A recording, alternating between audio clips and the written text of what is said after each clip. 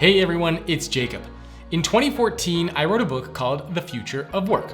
And in that book, I created a concept and an image called the evolution of the employee, which looks at how employees are evolving and changing and what organizations need to do to adapt. I actually shared that image on LinkedIn fairly recently and it went completely viral. It got over 1 million views on LinkedIn and thousands of interactions and engagements and comments around the world. In fact, it became so popular that I decided to expand on that concept a little bit and I put together a brand new PDF which goes into more detail looking at what that evolution of the employee looks like and also provides action items for what you and your organization can do to evolve and adapt as a result. So if you want to get access to that PDF, go to thefutureemployee.com. Again, that is thefutureemployee.com. When it comes to internal barriers, which is what I focus on studying, the internal barriers to change and how we can remove them, it's a pretty simple set of things, and it's not actually that hard once you understand that to try to map on what the problem is. So in the book I wrote recently, that's actually how I've organized it, is sort of, these are the things that I think the most common barriers and the solutions that science has to offer. And they range from the challenge of just motivating people to get started, impulsivity, like it's not instantly gratifying, procrastination, which is the flip side, forgetting, which I think we underappreciate as a barrier, laziness, although that sounds so negative, and I actually mean it in a loving way, because laziness is an asset, right?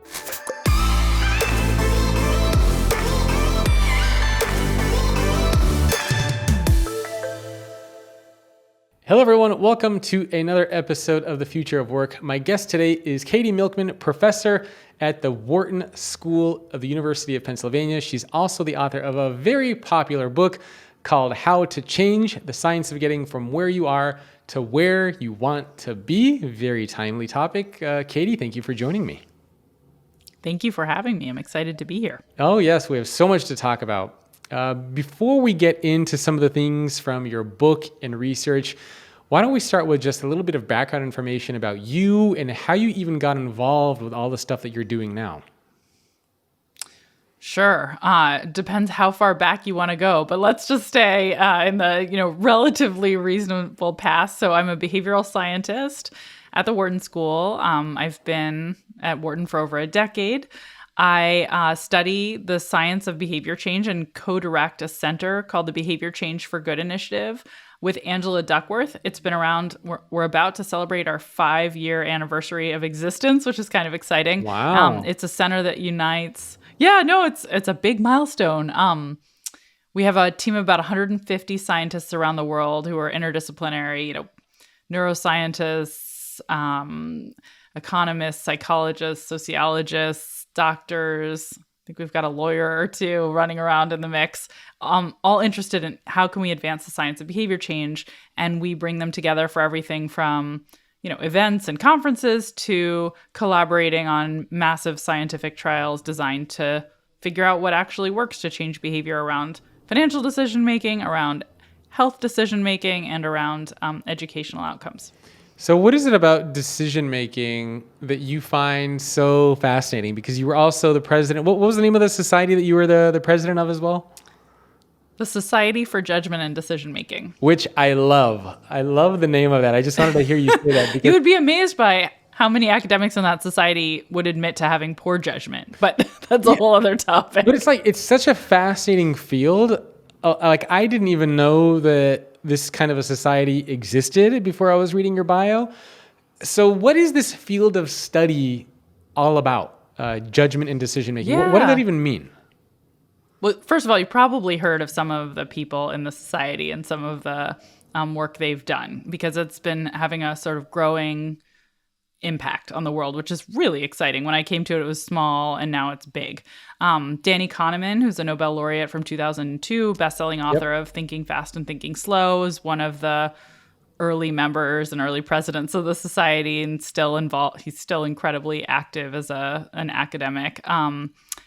Also, Richard Thaler, who's a Nobel laureate from 2017, author of the best-selling book Nudge, another active member of this community. I'd say it's really a society that's focused on understanding what are the fundamentals of how people make decisions and how can we improve them. And Danny's work exploring biases and judgments, systematic and predictable ways that people make mistakes, deviate from making the choices that sort of an optimal, perfectly rational human would make, who's dispassionate. So think the fact that people care about fairness, the fact that we really hate losing more than we enjoy winning. In fact, losing feels much worse. That we distort probability judgments. I hate losing. Yeah, you relate. We all relate. That's why it's so fun to study this stuff, because it's like me search. You're looking at yourself in the mirror in a sense, but you're actually really systematically understanding what goes wrong and when and trying to patch it.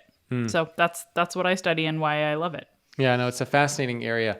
How do you actually study this stuff? Is it surveys? Is it interviews with people? Is it looking at other research that's been out there? Like, how do you actually study decision-making and judgment? It seems like such a... Great question. Yeah. I don't know if it's an abstract concept for a lot of people to understand, but it seems, it's not like math, where it's like 2 + 2 = 4. It seems more abstract for a lot of people. Yeah, that's a fantastic question. The answer is that the methods in the field vary widely. I, in particular, have a taste for doing what I call field experiments, but that's actually not the norm. So I'll say what that is in a minute. But I would say most of the research, and then I do something pretty different, has been small experiments run with like undergraduates, and 100 undergraduates come to a computer lab or come fill out surveys about how they would make a choice. Or they, choose which kind of popcorn they want or what prize they want at the end of taking a survey. That's sort of where the field started, those kinds of sort of small experiments. And what I have a taste for and have enjoyed doing throughout my career is actually taking insights that maybe grew out of that original work, but then studying them in a really different way. So I tend to partner with large organizations. Like I've worked with companies like 24 Hour Fitness and Google and Walmart. And we'll run an experiment, an A/B test with, thousands, maybe hundreds of thousands of people, where we explore whether or not, say, the way we encourage them to exercise more regularly over the course of a 4-week digital program actually works to build an exercise habit, or the way we message them to encourage them to get a vaccine actually changes whether or not they receive a vaccine at the pharmacy. Or whether or not a mailing we send to the employees of large organizations changes whether or not they choose to sign up for a retirement savings program and start putting money into a retirement savings account. So I run these kinds of field experiments. I go out into the wild, partner with organizations, study if we can make a change in the way we present a choice to someone that will lead them to actually make a choice that's better for them in the long run. But the work of most of the scholars in the Society for Judgment and Decision Making is normally, I would say, more basic research, sort of closer to lab and survey data collection. It reminds me, I was just rewatching the Matrix with my wife, and that movie is all about choice and decision making, and that's a big concept that the villain Agent Smith keeps talking about. Why do you make these choices? Do you have choice? Do you have free will? So I mean, it's a fascinating area to study. I remember even when I was younger in college, I was really interested in finance, and I was interested in this concept of behavioral finance.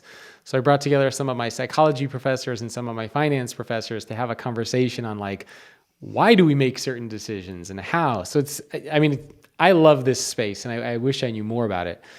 Well, maybe the first question for you that I think a lot of people would probably be thinking about is, do we make decisions based on emotion or based on logic? Or is there some combo of both? Both. That's an easy one. Both things influence our judgments. And, the original, I will say, economic model of decision-making was a dispassionate one that said emotion is normally not a part of right? It's an optimization problem that we're solving in life. And then behavioral scientists have come along, behavioral economics has developed and added in the emotion and pointed out, actually we care a lot about things like inequality and and we're going to try to avoid outcomes that make other people suffer, even if if we'll never see them again, because it makes us unhappy. We care about other people, even if we don't have a relationship with them. That was sort of like a mind-boggling revelation for economists in the 1980s, but now it's accepted. Yeah. So both is the answer unquestionably from the data. Okay. And where might people come across, so when we think about decision-making and judgment, you mentioned, for example, that you're doing work with a lot of organizations. A lot of people probably don't even realize that they have either purchased something or have done something, but a lot of research went into how you are consuming that or how you are receiving that information. Do you have any favorite examples that come to mind of what organizations have done to influence decision-making and judgment and change that consumers probably are not aware of that has even happened?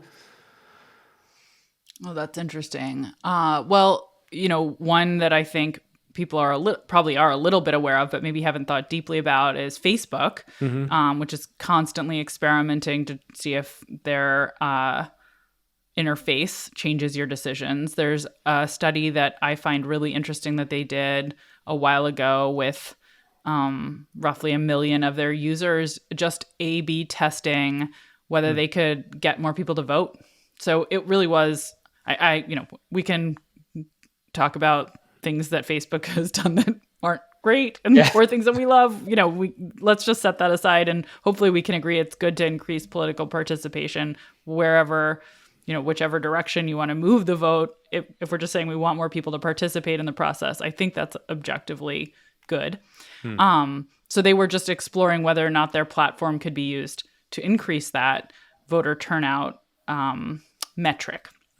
And they did an A/B test where they randomly assigned some people to see information about their friends and who had claimed to have voted, who told the site, I voted. So either they show you a bunch of your friends and each one voted, or they don't. And what they found is showing you a bunch of your friends and the message that these other folks have voted increases your likelihood to vote, because we are really influenced by social norms. It really matters to us that, everyone else is doing it, I should do it too. And particularly if they showed you close friends, that's even more influential. So that's an example of a test that probably people don't realize is being run, that the platforms that they're logging into constantly to share news and with friends are thinking about ways that they can, sometimes maximize profits, probably mostly maximize profits, but also ways they can do things like increase voter participation. It's amazing because when we think about getting people to change behavior, you could think about it from the technology perspective as far as the platforms that you use and how you're using it and UI and colors and stuff like that. But then there's also this deep psychology aspect of it too, which I also find interesting. What are some of the techniques that you have seen which are more ineffective at driving change? Maybe things that leaders inside of organizations are doing because they heard about it, years ago, but it's actually really not that effective. Does anything like that come to mind for you? That's a great question, and I should have a great answer, shouldn't I? Or just any ineffective techniques around change. I think one of the things that drives me nuts, and this is a little bit different, but is a desire to just sort of have a list of things that work and to grab from that list and say, well, I just mentioned this Facebook experiment. We know that people are influenced by social norms, what other people around them are doing. That if we just say, hey, did you know that 90% of your neighbors are using less energy than you are? It turns out you're going to start consuming less energy because you're like, oh my God, I can't believe I'm the guzzler. I've got to start switching in LED bulbs and turning out the lights when I leave. So that's an example of something that's sort of in the toolbox. And there's a lot of leaders who just see something that's not working in their organization. Say, not enough people are saving for retirement. Nobody's exercising. No one's taking their medications. We've got an issue with, nobody showing up on time for meetings. And they just go to the grab bag. We sort of have a list of successful studies and they're like, well, let's try that. Let's grab social norms. Let's tell them everybody else is doing it.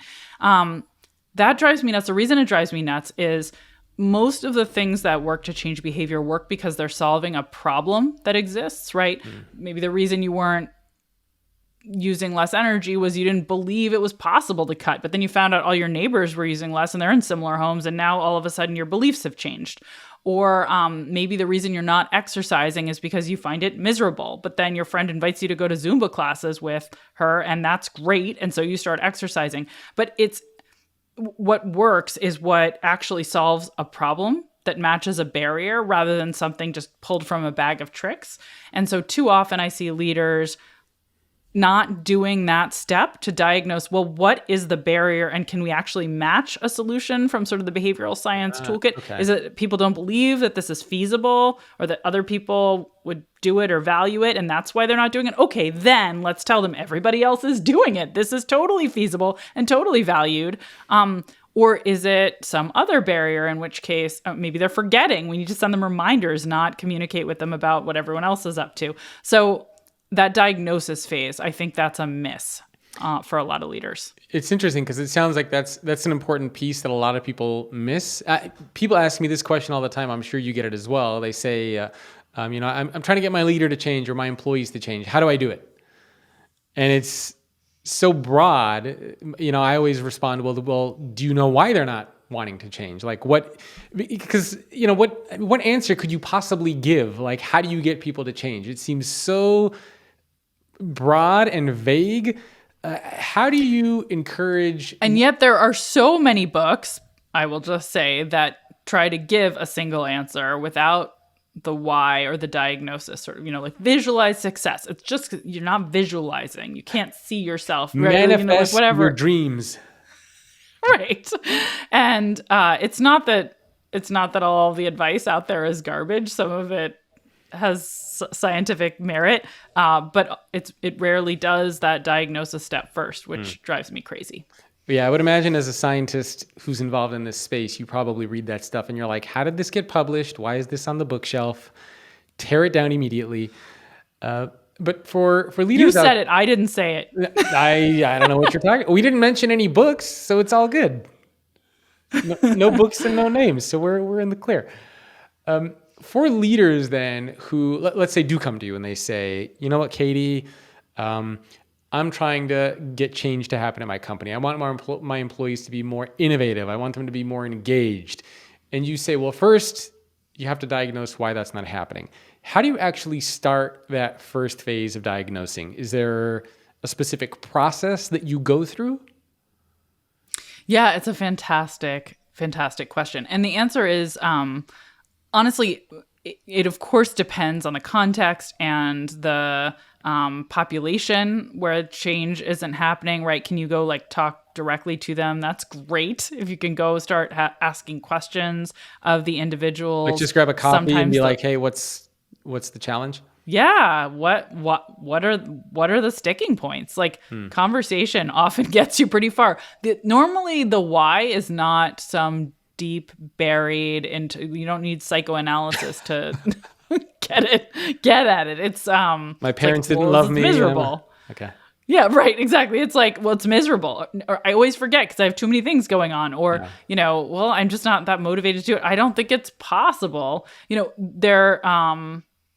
There's sort of a list, I will say, of, speaking of grab bags, there's sort of roughly seven different reasons that I think are really common that are internal barriers. Of course, there's a whole other list, infinite, of external barriers, the government regulations prevent it or my incentives are misaligned, etc.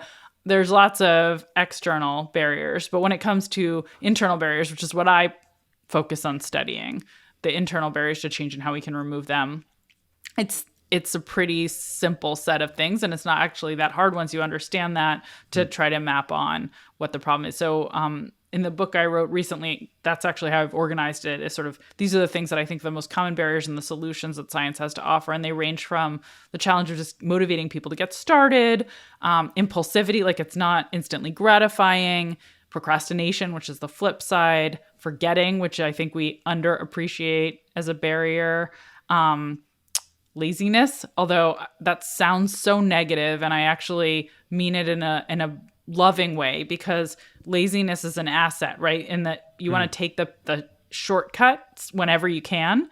in life, that's how you get to the finish line as fast as you can, right? So it's a good thing to look for those shortcuts. It's just that it can also trip us up. Believing that you can do it, right? Having confidence. And then finally, another issue is social. So did the people around you, are they showing you it's possible? It's related to believing, but it's the social component of that. So those are sort of the biggest, most common things I have seen. And diagnosing just starts with being aware of what they are, and again, having conversations with people about what seems to be the sticking point and trying to map that on to those.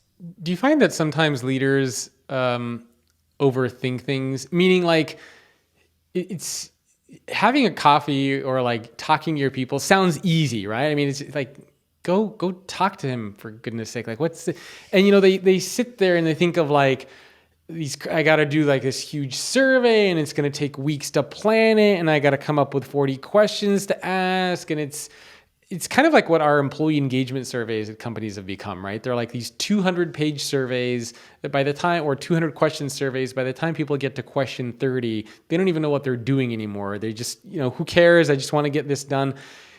Should we just be thinking about this in a much simpler way when it comes to changing behavior and not like complicate the heck out of it? It's an interesting question. I share your dismay at the epically long survey that has too many questions for anyone to pay attention by the time they get to the 30th page. Yeah, or maybe at least the first step of like diagnosing, right? I mean, like talking to your people just sounds like such an easy thing for leaders to do, yet so many of them don't do that. And I wonder why they don't do that. Yeah, I wonder why they don't do it too. I think one of the reasons is that there are so many people ready to offer them or sell them, I should also say, solutions that don't involve that, because they think they know. They've seen something that looks familiar, or they've solved problems before, and so many people are ready to jump in with a solution before going through that step that maybe leaders are not even realizing it's important because they've been offered so many solutions minus the diagnosis process.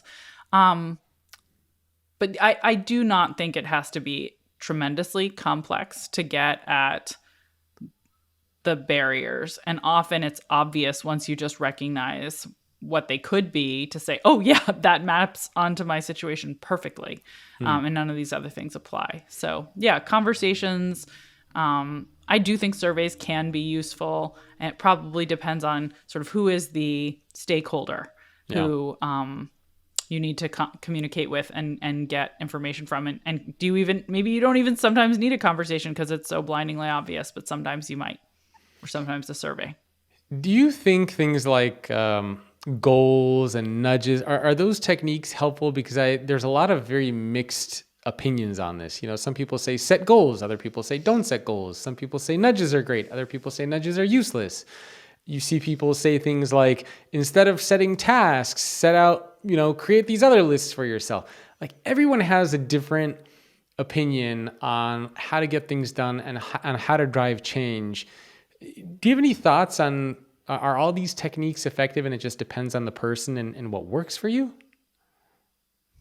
I don't know if it depends on the person so much as the context and the problem, but I do think there is absolutely strong evidence that goal setting and nudging can add huge value, but of course, not always. Yeah. And I think that's one of the reasons we get into these debates, is because everyone wants the one size fits all solution and skips that diagnosis phase. And so, if you look around, you can find examples of times when goals are successful and when they're not. It's because sometimes they solve the problem and sometimes they don't. Same with nudges. So to me, it's about the time and the place, but there's certainly lots of evidence that both have value to add. Goals in particular, I think they focus us. They give us something to strive for and push towards.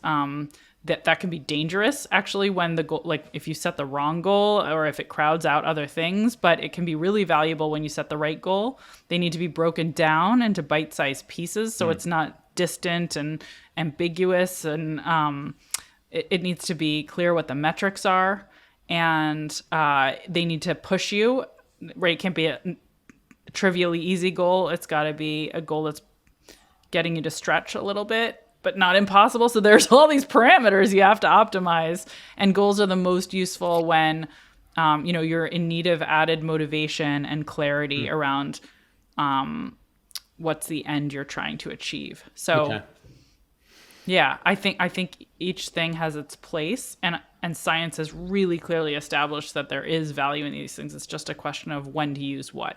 Okay. I wanted to go into a little bit more detail into some of these barriers that you mentioned earlier, because I find that there's a lot, at least leaders, and I myself sometimes get very confused by this, because like you said, some things work, some things don't, depends on the context, depends on the research.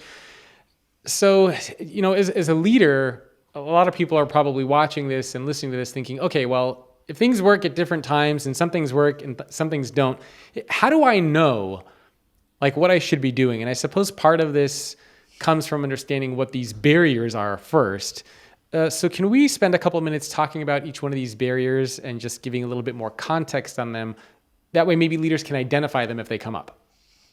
Yeah, absolutely. That sounds great. But I'm going to add one more bonus suggestion, which may make some people's heads explode. But I just want to say I'm such a huge fan of actually A/B testing, because even when you think you've understood the why or, what's the barrier, sometimes you'll be surprised. And I do think there's sort of nothing better than testing, A/B testing, especially in this era when it's so easy and cheap to collect data.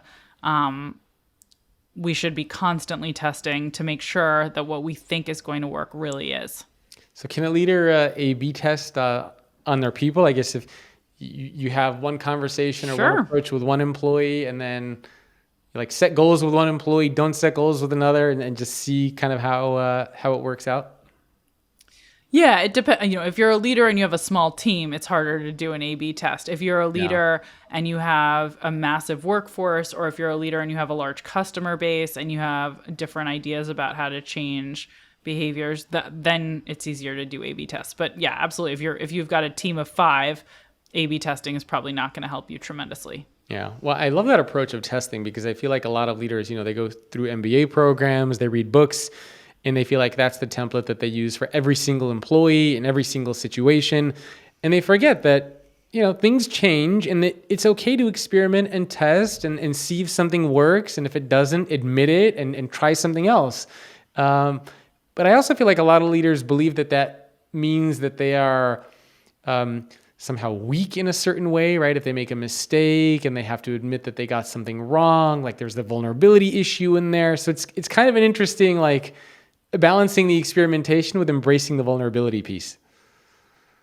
Yeah, no, absolutely. I think we all experiment too little, and actually it's not the focus of my book, because the focus of my book is like, here are some scientific principles that can be useful in creating change, and here's when to use them.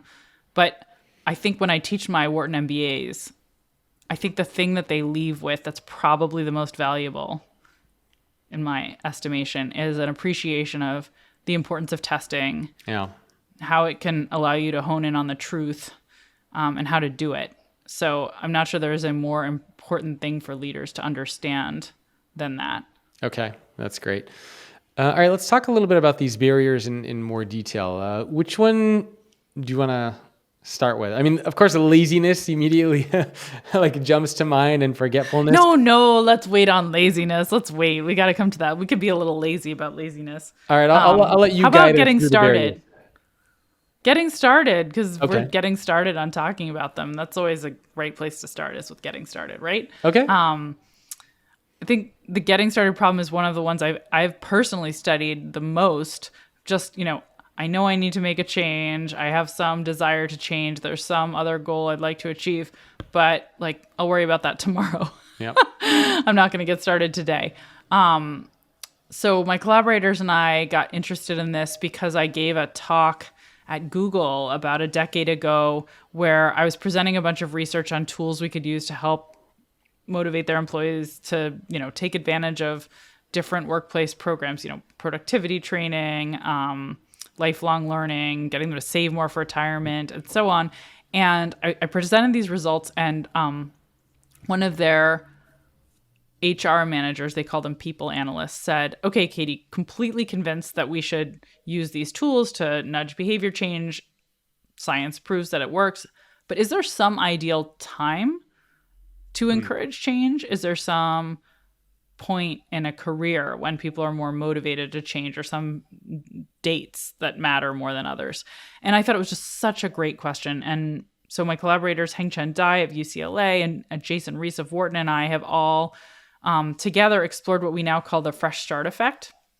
And the basic finding is that there are moments in our lives when we feel like we're turning the page on a it's a new chapter we're beginning. They can be little fresh starts. So like Mondays are a mini fresh start. They can be bigger fresh starts. New Year's, the celebration of a major birthday, or moving to a new community or a new role. Those are more major moments. I Start call of a new month does it. Yeah, moments that matter, or moments of impact. I've heard them called a lot of different ways. I love that you're talking about this. Yeah, I think we don't use them enough to kickstart change. It happens naturally that people think of their lives in these chapters, and that when they come to a chapter break, we've shown in lots of different data sets, they naturally pursue goals more aggressively because they have this sense that, that was the old me that didn't get much done before, but this is the new me. New me's it's going to be different. So there's this renewed optimism in what you're capable of, but we don't do enough to actually capitalize on those moments as leaders when they come about, I think. And we've shown in research that if we call people's attention to a fresh start moment that they might not otherwise be focused on, and encourage them to make a change at that time, that can be really successful. Okay, so when we think about those or that particular barrier as far as getting started, so the thing to be aware of for leaders is if there's a moment that they could kind of piggyback on to help somebody get started?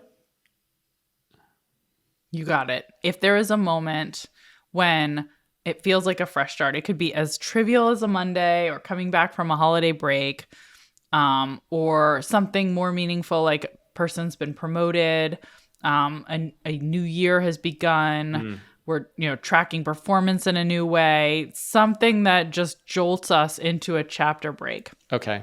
All right. I love That's that. a perfect time to encourage change, to help people with goal setting, to put opportunities in front of them that might help them on their journey, because people are going to be more willing to take those opportunities and to set those goals, and more motivated to begin to change at those moments. Hey, it's just a quick reminder to check out my brand new PDF, thefutureemployee.com, which looks at how employees are evolving and changing and what you as an organization need to do to evolve and adapt. You'll get a complete breakdown of what that evolution looks like, as well as action items that you should be taking. It's an invaluable resource, and you can grab it at thefutureemployee.com. Again, that's thefutureemployee.com. And now back to the show. So I suppose that's why it could be a barrier, right? Because people don't have that moment. It's like trying to start a race where there's no start line, and you're like, well, I don't know where to begin because there's no place for me to start. Exactly. So giving people that. Oh, I love that way of describing it. That's great. So I love that idea of giving people a starting point so that when it begins to help drive change. All right, let's jump into one of the other barriers. Which one do you want to go to next? Let's talk about impulsivity. Oh. This is, I think, a beast. It's the one I struggle with most. Economists call it present bias. The tendency we have to overvalue the instant gratification we'll get from an action, and underappreciate and underweight the long-term consequences, right? So it's like why you scream at your kids. It's why you don't go to the gym, binge watch TV shows, eat pizza when you should be having salad. Sounds delicious, by the way. Yes. Oh my gosh. Now it's close to dinner time. You're making me hungry too, now that you point that out.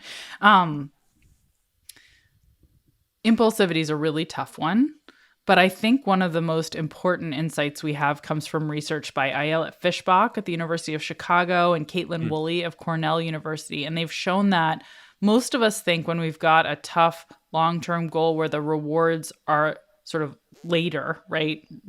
Saving or exercising or being productive on a long-term report that's not due for ages.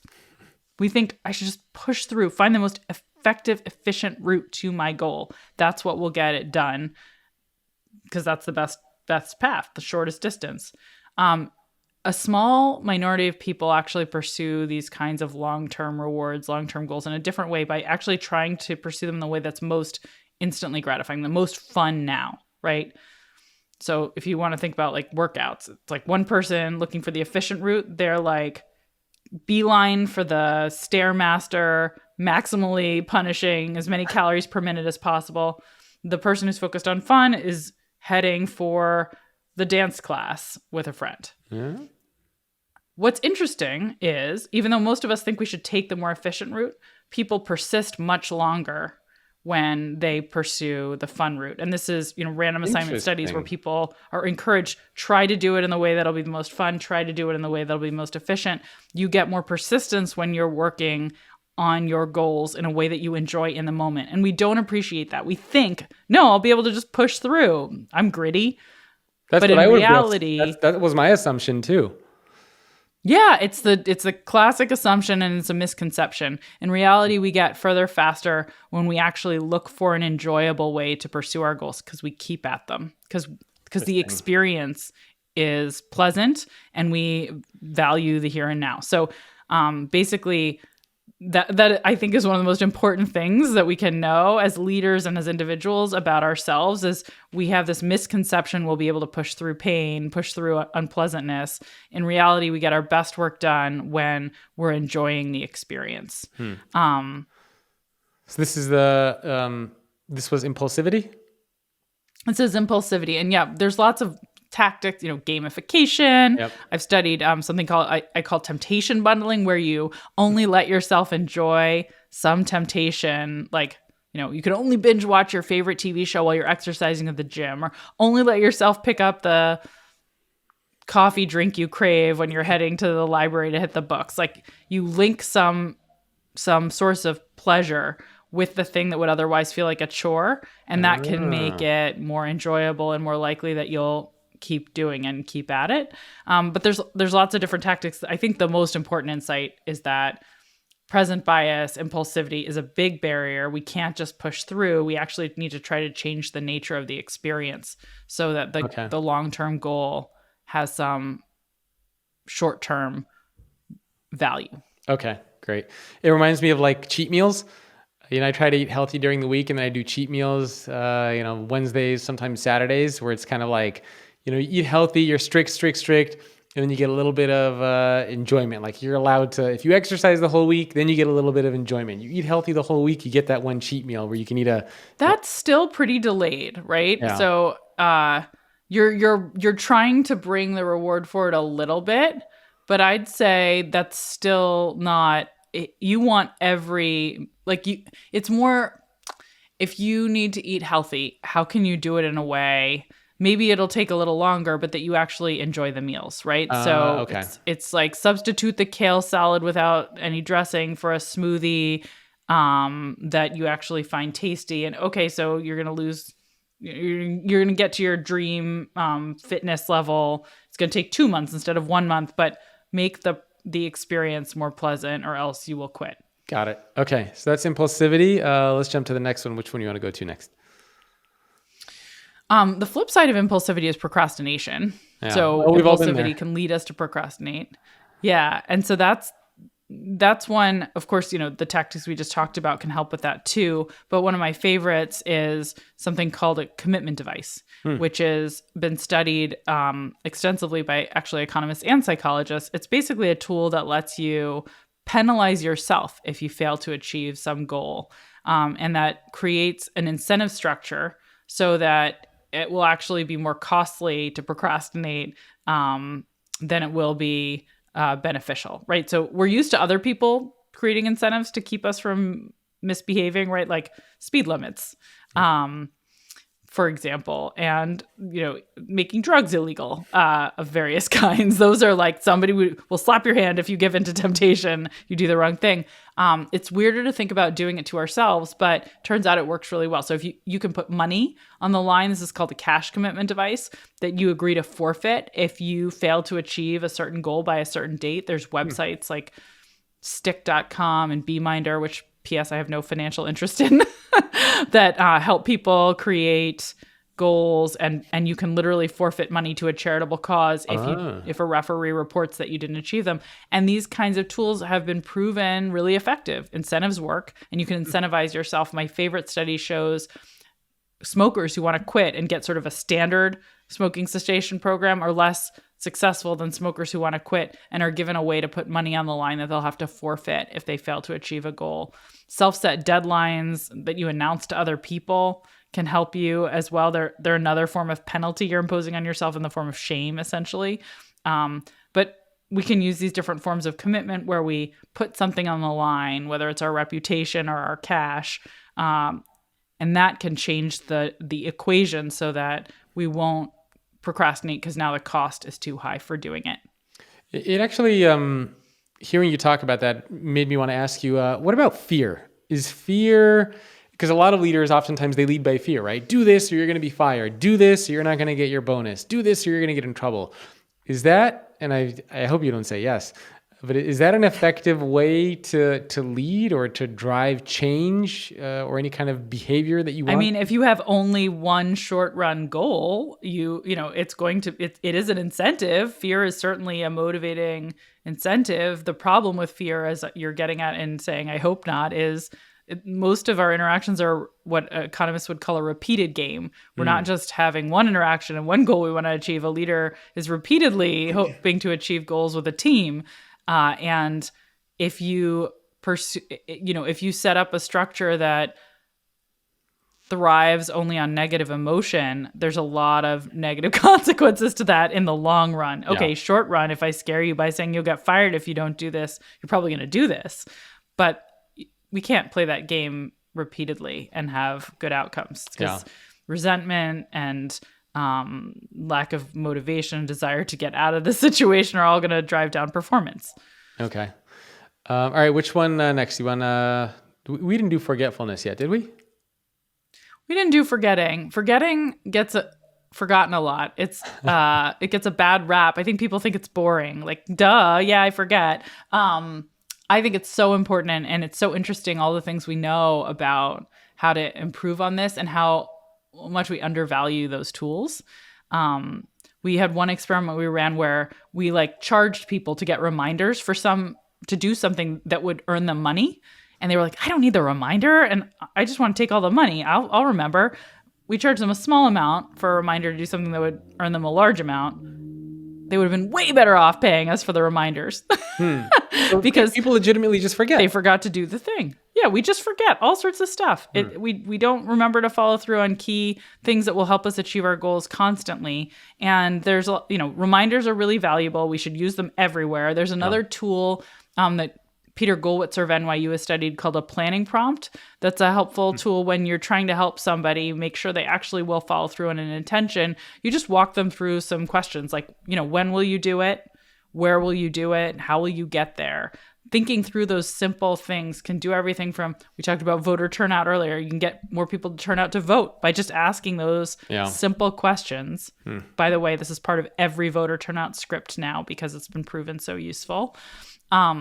To, getting people to get a vaccine or make sure that they achieve some other goal. You got to break down all of those components. You're less likely to forget because it's now concrete. You've thought through the obstacles in going through these kinds of questions. And now you normally have linked it with a cue, like the time when you said you'd do it becomes a cue, and that's how memory is structured. And maybe you literally put it in your calendar and now actually get a calendar alert when it's time to do it. So there's a lot of simple tools that can help a lot with forgetting. We flake out on a lot of our goals just because we're not attending to it at the right moment, the right time. It's a really easy one to solve, but you've got to pay attention to it. Yeah, I love that one. It's funny because I always assume, and I'm sure people probably assume that when you say I forgot, it's kind of like, no, you didn't. Right. It's like a lack of motivation. Yeah. It's like the dog ate my homework. Yeah, sure you forgot. You just didn't want to do it. But it sounds like that's a legitimate... So there's lots of evidence that is not true. Yeah. In many cases, things that are very important to people are things that they do at a considerably higher rate when they're set up to remember. Everything from, saving more for important life goals, if reminded, to getting a life-saving vaccine or a colonoscopy. Everybody was expecting that to come up in this interview, I'm sure. Just no, everyone, eyes always get big when I mention colonoscopies and the research on follow through. What? Where did that come from? But there are all sorts of important things that we don't do that could save our lives. Yeah. Because we forget. And seems like that's an easy one, like you said, with the reminders. Well, it's great. At least now we know that's a legitimate reason. And so leaders need to be aware of that. And then if they see that that's a barrier, they can, like you said, step in and help solve that. Prompt planning, focus on making sure that's such an easy one to nip in the bud. Yeah. But often overlooked. All right. Are we finally at laziness or did we skip one? We're finally at laziness. Yes, laziness. Okay, there's two big things we can do about laziness. The first big thing is set defaults wisely. And this might be the most important finding from sort of all of the research that's been done on nudging, which we talked about earlier. When you set up a system so that the path of least resistance, what will happen if someone takes no effort at all, is a positive outcome. You get great results. So, your iPhone or your smartphone, right? You turn it on, has some settings that it comes with that makes sense. It has a calendar that's already installed and it's already the right day of the week. Maybe it has a mail app and it just asks you a single question and boom, your mail starts loading on your homepage. There are all these defaults in technology, in life, and we accept them almost always at an incredibly high rate, and that if they're set wisely, they can change things for the better. I'll give you two really quick concrete examples. The most famous is savings defaults. You join a new employer. If they default you into being part of a retirement savings program, like a 401k, so that a portion of every paycheck is just automatically sent over there, but they make it easy to opt out. You can click a button, call a number, whatever, say, don't, I don't want to be in the 401k. If they opt you in, you see something like almost 40% more employees start saving and therefore accumulate a decent arsenal for retirement than if you make it easy to opt in. So the default is it's going to happen, but you can get out. That has much better implications, much better results than if the default is it's really easy to sign up, but we're not going to take a portion of your paycheck into it. So this is a big success. So default to yes and give people the opportunity to opt out instead of defaulting to no and giving people the opportunity to opt in. Anytime it's something important, anytime it's something even that is unimportant, but where it could have consequences for their health or wellness, try to make sure that the default has been set to something that will be advantageous for most people. Okay. Yeah. And then make it easy to change. Yeah. You said that there were two things or something, and this was the first one. Was there another piece of laziness? So that's the big one on laziness. The second one is habits. So habits are sort of what we there are autopilot for repeated decisions. There are default actions, and they can be trained deliberately. And there's a couple great, several great books that have been written focused on habit. And actually, I think they get the equation right. If you look at things like Charles Duhigg's The Power of Habit, there's a book by Wendy Wood of USC called Good Habits, Bad Habits. She's an expert on this. It's a very simple sort of engage in the behavior, make sure there's some reward, and you could do this for yourself or to encourage someone else to form a habit. Repeat as often as possible. And that is really the formula that tends to put things on autopilot. There's some interesting, things we've learned about the importance of varying the environment so that it's not always a consistent environment, so that you'll become sort of flexible in your habit formation. But basically that loop, it's almost like training, right? If you're trying to train yourself to learn how to play the piano or ride a bike, there's some similarities to trying to train habits, and that can be important for behavior change to get that loop going if it's a repeated behavior.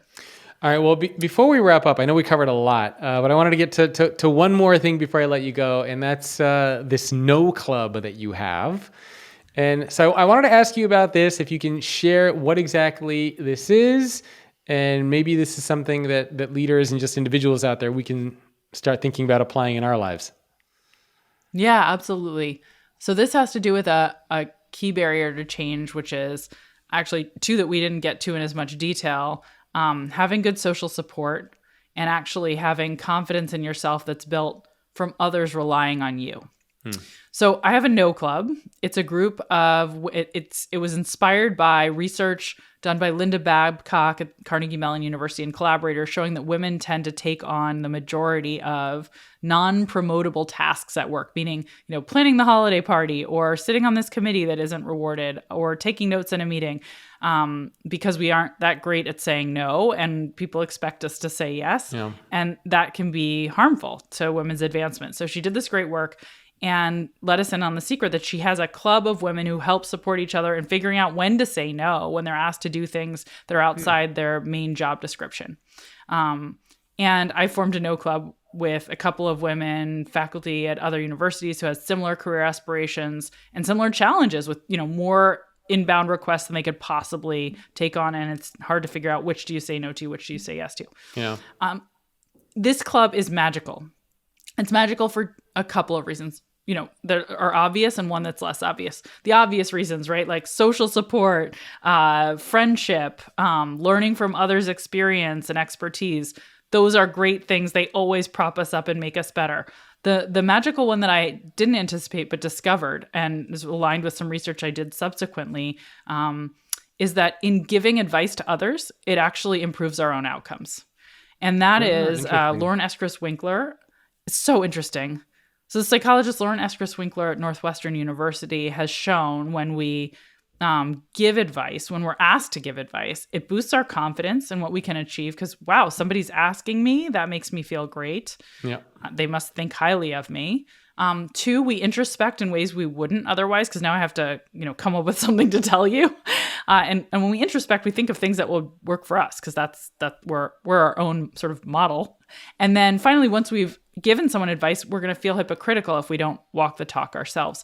So advice giving, it turns out Lauren's research and some I've gotten to be involved in too, helps the advice giver improve their own outcomes. And so my No Club, which I think we should really start calling an advice club because it's broadened beyond just saying no to things and yes to things. My No Club, I've found, helps me for all the reasons I expected. And because when I give advice, it boosts my confidence that when I face a similar challenge to one that I've just offered wisdom on, I will know what to do. And it's sort of grown my confidence and my capacity to make those critical judgments. I love it. So we should all have them. Yeah, no, that's an awesome one. I love that one very much. And hopefully people will maybe implement something similar in their lives. Well, we've talked about a lot of different things today. Katy, let people know where can they go to learn more about you, to get your book, any resources, anything that you want to let people know about, please feel free to do so. Thank you. I think the best place to find out more is at my website, which is Katy with a Y, like Katy Perry, Katy Milkman, just like the guy who delivers the milk.com. And there's all sorts of, you can find out about my podcast, Choiceology. There's information about my book, How to Change. You can read my academic research if you're into such nerdy things. I even have a newsletter called Milkman Delivers. Oh my God, that's I blame awesome. my MBAs for that hokey title. They insisted. So all that is at my website. I love that. I love that very much. Well, Katy, thank you so much for taking time out of your day to join me. I really, really appreciate it.